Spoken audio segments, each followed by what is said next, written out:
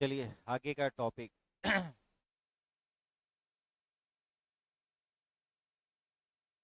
हमारा टॉपिक आ गया नेक्स्ट जो है ट्रांसक्रिप्शन को हम लोग देखने जा रहे हैं। आप सभी बच्चों को एक बात की जानकारी ऑलरेडी पहले से होगी कि हम मैसेज कॉल ऑलरेडी किए थे ग्रुप में कि 6.5 जो हमारे 12th क्लास के एनसीईआरटी का चैप्टर है, चैप्टर नंबर 6 मॉलिक्यूलर जेनेटिक्स। उसमें हम लोगों को एक टॉपिक पढ़ना है 6.5 नंबर पर, जिसका नाम है ट्रांसक्रिप्शन। और उसी ट्रांसक्रिप्शन को लेकर हम आगे यहाँ करने जा रहे हैं अपना टॉपिक। तो हमें अच्छे से इस बात को याद रखना होगा कि ये ट्रांसक्रिप्शन क्या है, कैसे है। तो याद होना चाहिए पिछले टॉपिक के अकॉर्डिंग, जैसे कि पिछले टॉपिक में हमने आपको बताया था रेप्लिकेशन के बारे में। रेप्लिकेशन को हम प्रतिकृति के नाम से हिंदी में जानते हैं।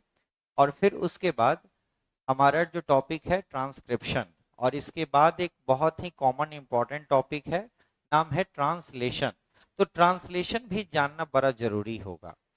तो रेप्लिकेशन, ट्रांसक्रिप्शन और ट्रांसलेशन, ये तीन ऐसे बड़े ही स्ट्रॉन्ग टॉपिक होते हैं, ठीक है, जिसके बारे में हम लोगों को पढ़ना होता है। ठीक है, अब ट्रांसक्रिप्शन क्या है वहां से शुरुआत हम लोग करेंगे। ये हमारा टॉपिक होगा कि ट्रांसक्रिप्शन क्या होता है।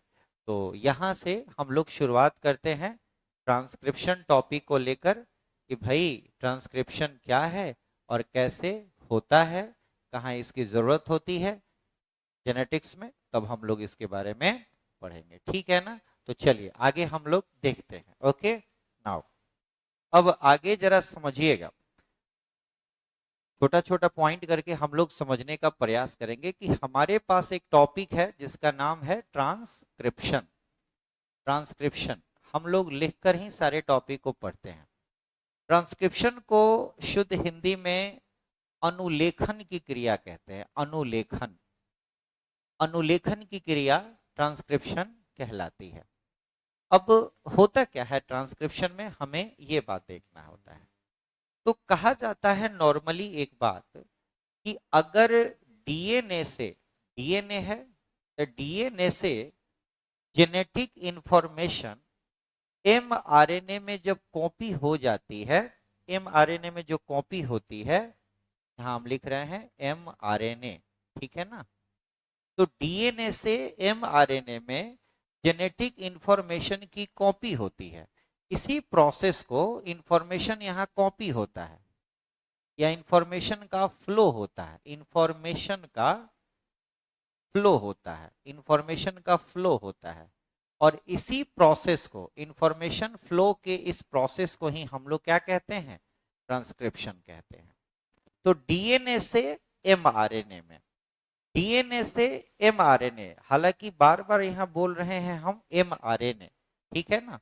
आरएनए कई प्रकार का है, जैसे एमआरएनए, टीआरएनए, आरआरएनए, और भी आरएनए है। जरूरत के हिसाब से हम लोग बात करेंगे, लेकिन मूल रूप से यही तीन है, एमआरएनए, आरआरएनए और tRNA.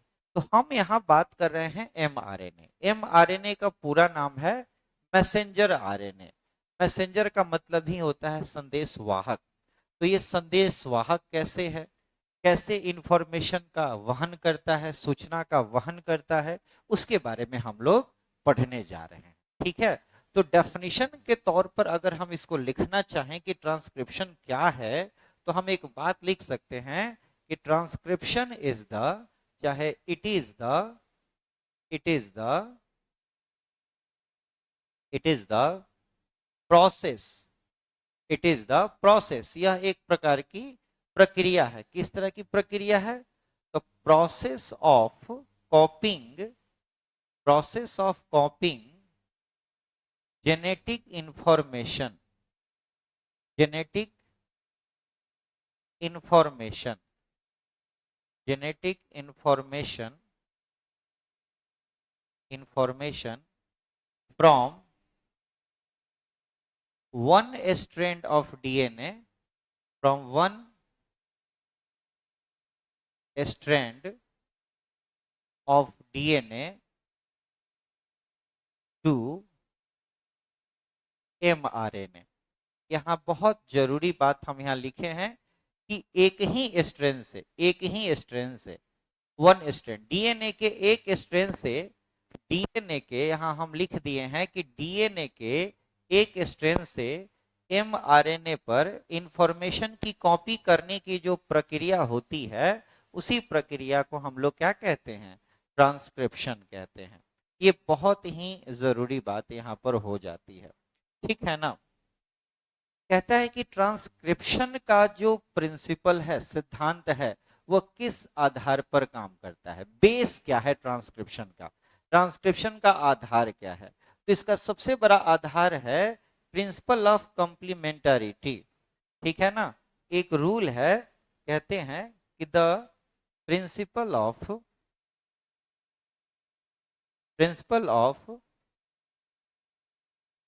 Complementarity, the principle of complementarity, ये इसका मेन सिद्धांत है।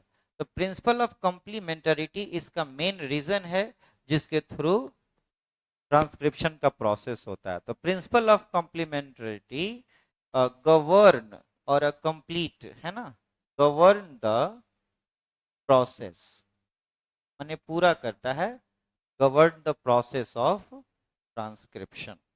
ये बात यहाँ पर हम लोग लिखते हैं, govern the process of transcription. यानी ट्रांसक्रिप्शन के प्रोसेस को पूरा करने के लिए कंप्लीमेंटरिटी का भी रूल यहाँ लगता है, सिद्धांत यहाँ पर लगता है। ये कंप्लीमेंटरिटी का सिद्धांत क्या है, आगे अभी हम लोग चलकर समझेंगे, ठीक है ना।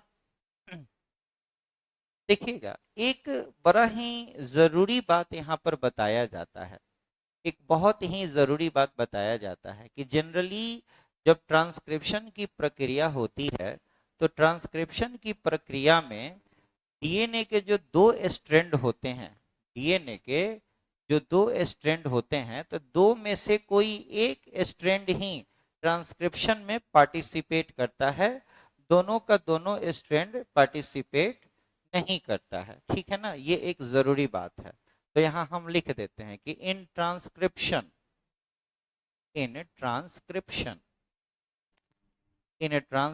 यानी ट्रांसक्रिप्शन की क्रिया में, है ना, कहते हैं कि only one strand is used, ठीक है ना, एक ही स्ट्रैंड यूज होता है, not both strand, not both strand. इसका कारण है, इसका एक कारण है, उस कारण को अभी अभी हम आपको समझाने जा रहे हैं, ठीक है ना। तो कहता है कि एक ही स्ट्रैंड के साथ ऐसा क्यों होता है। तो देखिए, बड़ा ध्यान से इसको समझने का कोशिश कीजिएगा। एक बार फिगर से ट्रांसक्रिप्शन का प्रोसेस और डीएनए का एक ही स्ट्रैंड काम क्यों आता है, इसको समझने का एक विधि अपनाते हैं हम लोग। अब देखिए जरा, यहाँ पर अच्छे से समझने की कोशिश करिए। सपोज करिए कि ये हमारे पास एक डीएनए का स्ट्रैंड है, हम ये रफ में एक फिगर बना रहे हैं, डीएनए का स्ट्रैंड हो गया, यहाँ हमने ले लिया 3 प्राइम, ये ले लिया 5 प्राइम, फिर यहाँ हमने ले लिया 5 प्राइम, ये 3 प्राइम, ये 3 प्राइम से चल के 5 पे खत्म होगा, ये 5 से चल के 3 पे खत्म हो रहा है, और ये इसमें नाइट्रोजन बेस हमने बना दिया, ये हमारा डीएनए है, ठीक है। अब जरा इसको और अच्छे से समझने के लिए हम क्या करने जा रहे हैं कि थोड़ा इस डीएनए के दोनों स्ट्रैंड को अलग अलग करके समझने का प्रयास करेंगे, थोड़ा सा अलग करके समझते हैं। अगर सपोज कीजिए कि हमने ये डीएनए का स्ट्रैंड ले लिया, ये डीएनए का स्ट्रैंड ले लिया, ठीक है, और यहाँ पर हमने इसका नेमिंग भी कर दिया, ये हो गया 3 प्राइम, ये हो गया 5 प्राइम, और फिर यहाँ पर ये हो गया 5 प्राइम और ये हो गया 3 प्राइम। अब यहाँ स्ट्रैंड को लेकर चलिए, और हमने अगर यहाँ पर स्ट्रैंड बना दिया है, ये नाइट्रोजन बेस हमने अगर तैयार कर दिया है, जरा चलो 5 ही नाइट्रोजन बेस लेकर चलो, और यहाँ एक वैल्यू डाल देते हैं, जैसे कि मान लेते हैं कि हमने यहाँ लिख दिया ग्वानीन, ठीक है, हमने यहाँ लिख दिया साइटोसिन, हमने लिख दिया एडेनिन, थाइमिन, साइटोसिन, चलो लिख दिया। तो पक्का पक्का नीचे क्या होगा, अगर 3 प्राइम से 5 प्राइम तक ग्वानिन है तो 5 प्राइम से 3 प्राइम वाले स्ट्रैंड पर क्या होगा, तो ग्वानिन से साइटोसिन होगा, साइटोसिन के बदले ग्वानिन होगा, एडेनिन के बदले थाइमिन होगा, थाइमिन के बदले एडेनिन होगा, साइटोसिन के बदले ग्वानिन होगा। तो ये हमारा डीएनए का नाइट्रोजन बेस का पेयर है, ठीक है। अब अगर इसमें आरएनए इंटर करता है तो देखिए, आरएनए की जब एंट्री होती है, आरएनए अपना अनुलेखन करना चाहता है, ट्रांसक्रिप्शन करना चाहता है, तो आरएनए एक ही किसी स्ट्रैंड को फॉलो करेगा। उसके लिए एक बात यहाँ समझाई जा रही है, जैसे हमने ये बीच से इस mRNA को इंट्रोड्यूस करा दिया, दिस इज mRNA, ऐसे ही लेकर पढ़ना है।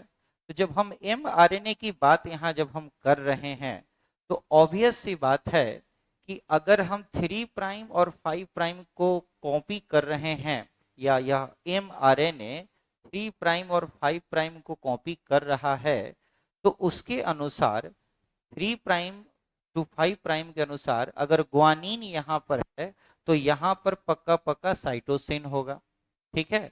यहाँ पर क्या हो जाएगा, साइटोसिन होगा। अगर यहाँ साइटोसिन है तो पक्का पक्का यहाँ ग्वानिन होगा, ठीक है। लेकिन अगर यहाँ एडेनिन है तो यहाँ थाइमिन ना होकर यूरासिल होगा, क्योंकि हम लोग बड़े अच्छे से जानते हैं कि आरएनए के केस में थाइमिन की जगह यूरासिल होता है, ठीक है ना। आरएनए के केस में थाइमिन की जगह यूरासिल होता है, तो यहाँ हो गया यूरासिल, और फिर थाइमिन के जगह पर यहाँ एडेनिन होगा, साइटोसिन के जगह यहाँ पर ग्वानिन होगा। तो देखिए हमारे पास ये ग्रीन कलर से जो हम एमआरएनए बनाए हैं, इस एमआरएनए पर सी जी यू ए जी ये नया कोड तैयार हो रहा है। तो यह नया कोड जो है 3 प्राइम टू 5 प्राइम स्ट्रैंड के अकॉर्डिंग ही है, ठीक है ना। असलियत में यही प्रक्रिया जो होती है अनुलेखन कहलाती है, सही पूछा जाए तो अनुलेखन की प्रक्रिया यही होती है कि डीएनए के किसी एक लड़ी का, डीएनए के किसी एक स्ट्रैंड का कोड अपने भाषा में अपने अकॉर्डिंग लिख लेना, अपने अकॉर्डिंग इंफॉर्मेशन को ग्रैब कर लेना। जैसे डीएनए के एक स्ट्रैंड पर जो कोड के रूप में है, जैसे यहाँ पर GCATC, यहाँ पर जो कोड ऑलरेडी है उसी कोड के अकॉर्डिंग मैसेंजर आरएनए पर ये CGUAG कोड बन रहा है, ठीक है। तो ये प्रोसेस ही सही पूछो तो ट्रांसक्रिप्शन हो रहा है। यहाँ पर यही प्रक्रिया जो है, सही पूछो तो यही प्रक्रिया यहाँ पर ट्रांसक्रिप्शन की कहलाती है, ट्रांसक्रिप्शन यहीं पर हो रहा है, ठीक है। अच्छा, एक बात बताई जाती है कि ट्रांसक्रिप्शन, अभी अभी थोड़ी देर पहले बोले हैं कि ट्रांसक्रिप्शन के लिए डीएनए का सिर्फ एक ही स्ट्रैंड चाहिए होता है, दोनों स्ट्रैंड की जरूरत नहीं होती है, एक ही स्ट्रैंड चाहिए होता है, ठीक है। अब एक स्ट्रैंड के लिए तो कौन सा स्ट्रैंड ले रहे हैं, तो ज्यादातर केस में यह समझाया जाता है कि 3 प्राइम से 5 प्राइम वाले स्ट्रैंड को ही लिया जाता है, ठीक है। अच्छा, अब इसके लिए दूसरा जो स्ट्रैंड अगर हम लेते हैं तो जरा देखिए प्रॉब्लम क्या होती है कि यहाँ सी है तो यहाँ भी सी है, यहाँ जी है तो यहाँ भी जी है, यहाँ थाइमिन की जगह यूरासिल है, बाकी एडेनिन सेम है, ग्वानिन सेम है, तो सेम टाइप की प्रॉब्लम आती है। यानी यहाँ पर जो ये दूसरा वाला जो स्ट्रैंड है 5 प्राइम से 3 प्राइम, वह 3 प्राइम से 5 प्राइम का कॉम्प्लीमेंट्री है, और यहां पर mRNA कॉम्प्लीमेंट्री भी पूरा कर देता है जो 5 प्राइम और 3 प्राइम के जैसा है। यही आधार होता है कि हम ऊपर में एक बात लिखवाए हैं कि यह जो होता है ना प्रिंसिपल ऑफ कॉम्प्लीमेंट्री के अकॉर्डिंग काम करता है। यही बात यहाँ समझाए हैं कि प्रिंसिपल ऑफ कॉम्प्लीमेंट्री के आधार पर ट्रांसक्रिप्शन की प्रक्रिया होती है, ठीक है ना। यही बात हम यहाँ पर आपको समझाना चाह रहे थे कि एक स्ट्रैंड की कॉपी करता है एमआरएनए और दूसरा स्ट्रैंड जो है, जो कंप्लीमेंट्री के रूप में डीएनए के काम करता है, वो कंप्लीमेंट्री जो है इसके साथ पूरा हो जाता है। तो इसका सबसे बड़ा कारण है। अगर ऐसा हो गया तो दो दो तरह का डीएनए का, दो दो तरह का इंफॉर्मेशन हो जाएगा, तो कॉम्प्लेक्सिटी बढ़ जाती है।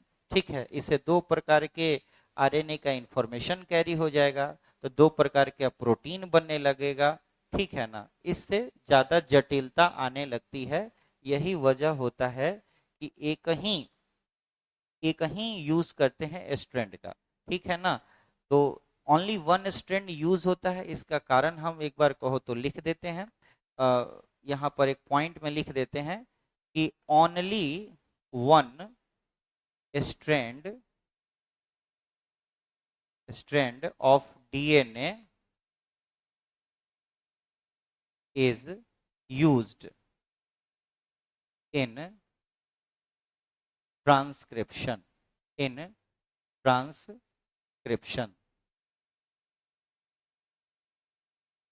ठीक है ना, ट्रांसक्रिप्शन में एक ही स्ट्रैंड यूज होगा।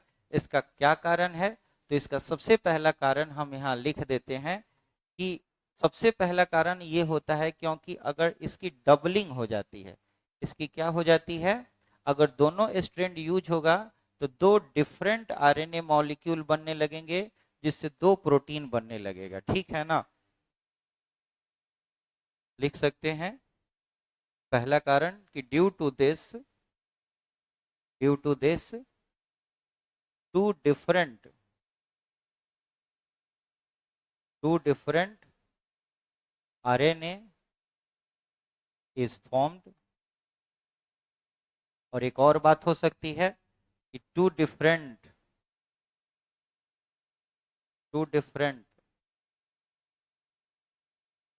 प्रोटीन मॉलिक्यूल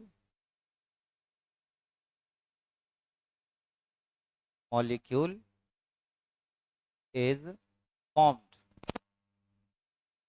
ठीक है, इससे क्या होगा कि कॉम्प्लेक्सिटी आने लगेगी। ठीक है ना, इससे क्या होगा, कॉम्प्लेक्सिटी आने लगती है ना। Due to this complexity is produce, complexity produce होने लगती है। समझ में नहीं आता है कि कौन सा इंफॉर्मेशन सही है और कौन सा इंफॉर्मेशन गलत है। एक समस्या तो यही सारी आने लगती है। ठीक है ना, तो और दूसरा ये होता है कि जनरली जो डीएनए होता है, code on DNA, code on mRNA, code on mRNA is just similar to complementary strand, complementary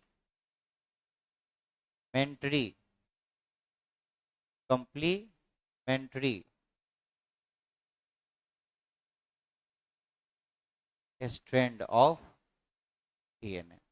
तो यह डीएनए के कंप्लीमेंट्री स्ट्रैंड के जैसा होने लगता है।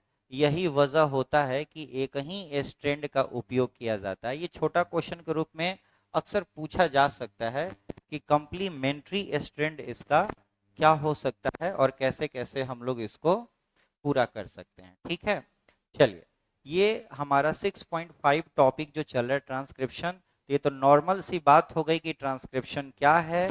तो ट्रांसक्रिप्शन जो है एक ऐसा प्रोसेस है जिसमें एमआरएनए के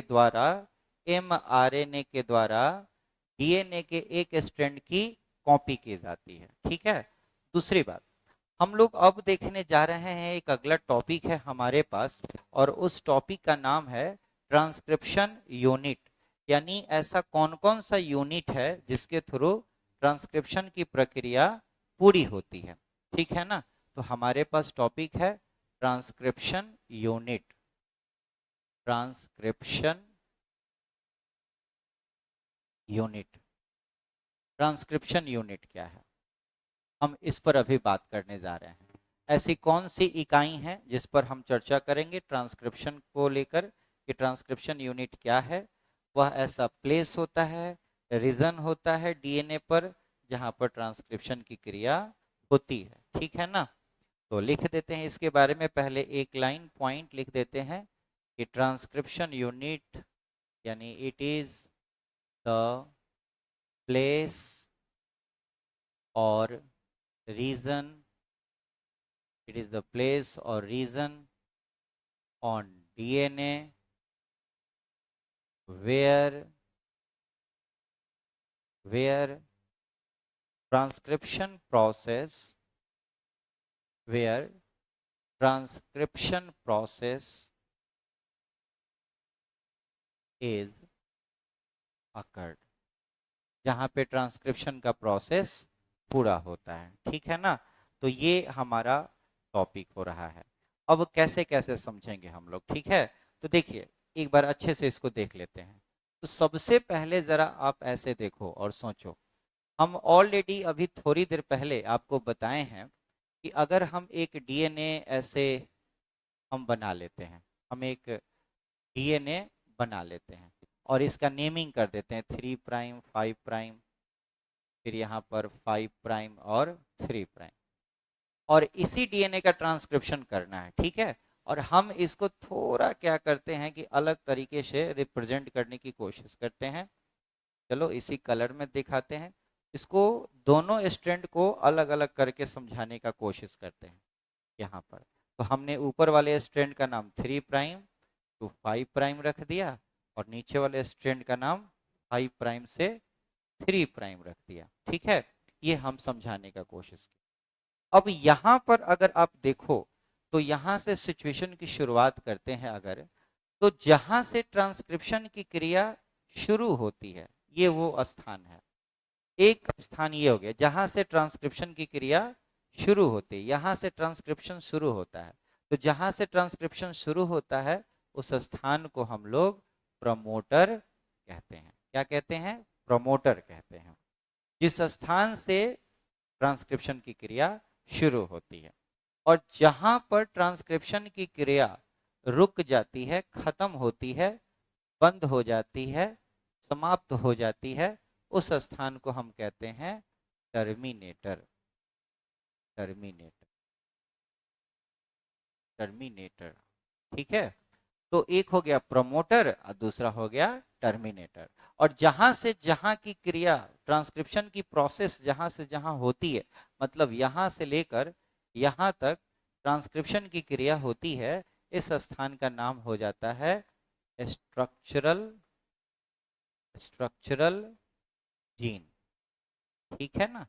मतलब जिस डीएनए के सेगमेंट का ट्रांसक्रिप्शन होना होता है उसी सेगमेंट को हम लोग स्ट्रक्चरल जीन कहते हैं। ठीक है? और अक्सर डीएनए के जिस स्ट्रैंड का डीएनए के जिस स्ट्रैंड का अगर डीएनए के जिस स्ट्रैंड का ट्रांसक्रिप्शन होना है, जैसे 3 प्राइम से 5 प्राइम अक्सर यूज में आता है, हम भी यहाँ पर 3 प्राइम से 5 प्राइम ही लिए हैं। ठीक है? तो हम लोग इस स्ट्रैंड का नाम, इस रेड वाले स्ट्रैंड का नाम टेम्पलेट, है ना, टेम्पलेट स्ट्रैंड कहते हैं। और जिसका ट्रांसक्रिप्शन नहीं होता है उस स्ट्रैंड को हम लोग कोडिंग स्ट्रैंड के नाम से जानते हैं। ये दो स्ट्रैंड हो गया, टेम्पलेट स्ट्रैंड और कोडिंग स्ट्रैंड। हाँ, एक बात ध्यान रखना है, हमने यहाँ पर दो डीएनए का स्ट्रैंड लिया है, 3 प्राइम से 5 प्राइम, चाहे 5 प्राइम से 3 प्राइम, दो स्ट्रैंड है, लेकिन ट्रांसक्रिप्शन सिर्फ और सिर्फ 3 प्राइम से 5 प्राइम वाले का ही हो रहा है। ये फोटो से भी क्लियर हो जाता है, क्योंकि जहां से ट्रांसक्रिप्शन की शुरुआत होती है प्रमोटर वहीं लगता है, और जहां ट्रांसक्रिप्शन की क्रिया समाप्त होती है वहां टर्मिनेटर लगता है। और अक्सर 3 प्राइम के पास ही प्रमोटर होता है। इसका अर्थ ये हो गया कि 3 प्राइम के पास ही ट्रांसक्रिप्शन की प्रोसेस शुरू होती है और वही 5 प्राइम के पास टर्मिनेटर लगा है, मतलब यहां पर ट्रांसक्रिप्शन की क्रिया समाप्त हो जाती है। तो ऐसे ये 3 यूनिट है मूल रूप से, जिसको कि हम ट्रांसक्रिप्शन यूनिट के नाम से जानते हैं। और यही ट्रांसक्रिप्शन यूनिट जो है आपका काम ट्रांसक्रिप्शन का पूरा करता है। ठीक है, तो तीनों के बारे में एक एक पॉइंट हम लोग यहाँ पर लिख देंगे। ठीक है, और देखिए यहाँ पर प्रमोटर जो है या टर्मिनेटर जो है, जो काम करने की प्रक्रिया करता है, तो प्रमोटर के पास जो ट्रांसक्रिप्शन शुरू होता है, वो ट्रांसक्रिप्शन एक खास एंजाइम की भी मदद से होता है। आगे बताएंगे, जैसे आरएनए पॉलीमेरेज एंजाइम। तो आरएनए पॉलीमेरेज एंजाइम यहाँ पर जुड़ता है प्रमोटर के पास, और टर्मिनेटर के पास आरएनए पॉलीमेरेज एंजाइम हट जाने का काम करता है। ठीक है, और यहाँ से प्रोसेस इसकी पूरी होती है। ठीक है, तो इस पर हम एक एक पॉइंट आपको मेंशन कर देते हैं। अब चलिए यहाँ से देखिएगा इस बात को लेकर कि यूनिट में जैसे पहला अगर हम यूनिट 1 लिखते हैं, यूनिट नंबर 1 है। यूनिट 1 क्या है, तो यूनिट 1 का नाम हमने लिखा है प्रोमोटर। प्रोमोटर, तो प्रोमोटर क्या है, ठीक है ना। तो प्रोमोटर के लिए एक लाइन हम लोग लिखते हैं कि यह बाइंडिंग साइट है आरएनए पॉलीमेरेज एंजाइम का, जहां से ट्रांसक्रिप्शन की शुरुआत होती है। ठीक है, तो यहाँ हम लिख देते हैं यहाँ पर कि बाइंडिंग साइट है। बाइंडिंग साइट, बाइंडिंग मतलब बांधना, साइट मतलब स्थान, तो binding site of RNA polymerase, RNA polymerase enzyme, RNA polymerase enzyme where initiation, where initiation of transcription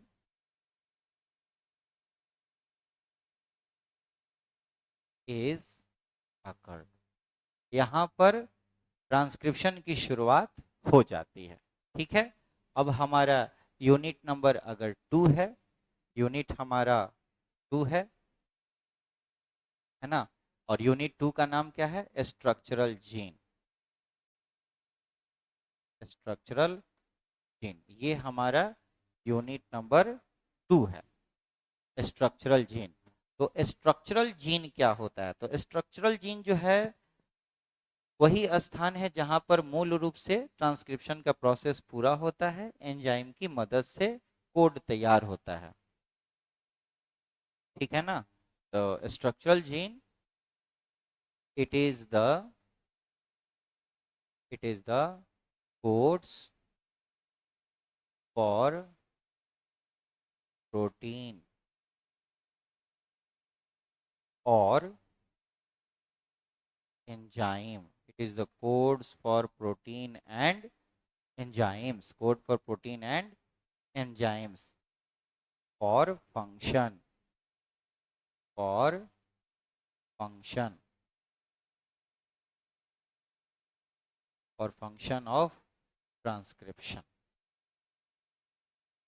ये बातें यहाँ पर हो जाती हैं। ठीक है, अब देखो दूसरा पॉइंट, तीसरा इसका जो यूनिट आ जाता है, उस तीसरे यूनिट पर थोड़ा हम बात करेंगे।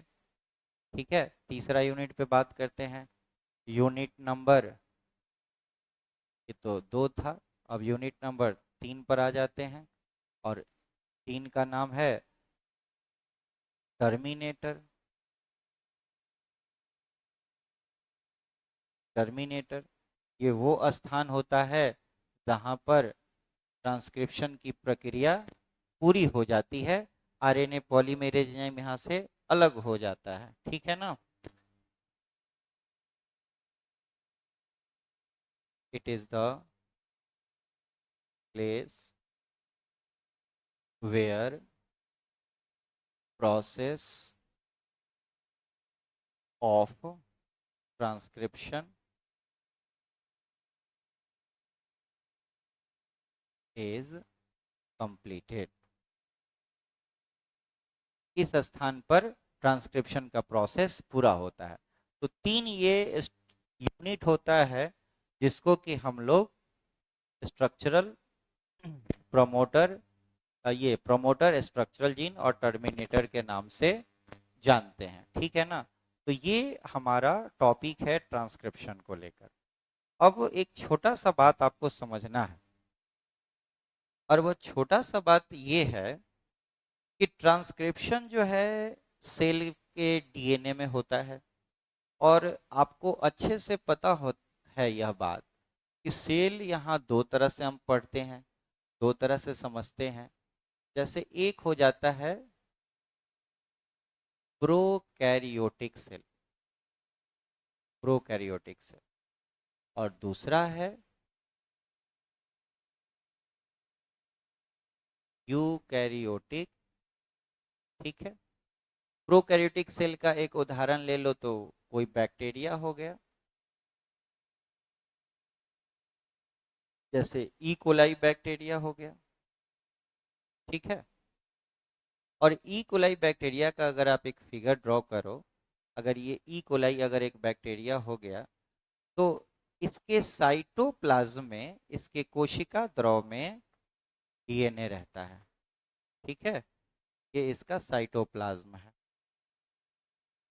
दैट साइटोप्लाज्म, और इसका डीएनए इसी में रहता है, इसका डीएनए इसी में रहता है। ठीक है, ये इसका डीएनए हो गया। ठीक, और यहाँ पर अगर हम देखें तो यूकैरियोटिक सेल में कोई एक, जैसे ह्यूमन सेल ले लो, कोई ह्यूमन सेल ले लो, एनिमल सेल ले लो, तो इस सेल में न्यूक्लियस है, और न्यूक्लियस के अंदर ही डीएनए होता है। ठीक है, ये न्यूक्लियस के अंदर ही डीएनए होता है। ये हो गया न्यूक्लियस, और ये हो गया। कहता है कि ह्यूमन सेल या जनरली किसी भी यूकैरियोटिक सेल के न्यूक्लियस के डीएनए का साइज बहुत बड़ा होता है।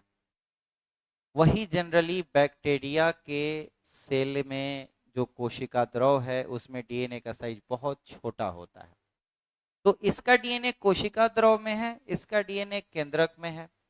तो इसी वजह से ट्रांसक्रिप्शन का प्रोसेस प्रोकैरियोटिक सेल के साइटोप्लाज्म में होता है, और वही ट्रांसक्रिप्शन का प्रक्रिया यूकैरियोटिक सेल में न्यूक्लियस में होता है। ठीक है, तो ये बात हम यहाँ पर स्टार मार्क करके लिख देते हैं कि process of transcription,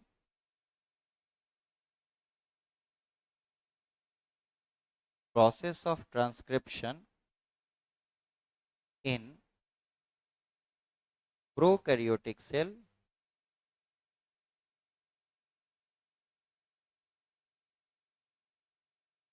in prokaryotic cell is occurred in cytoplasm, while in eukaryotic cell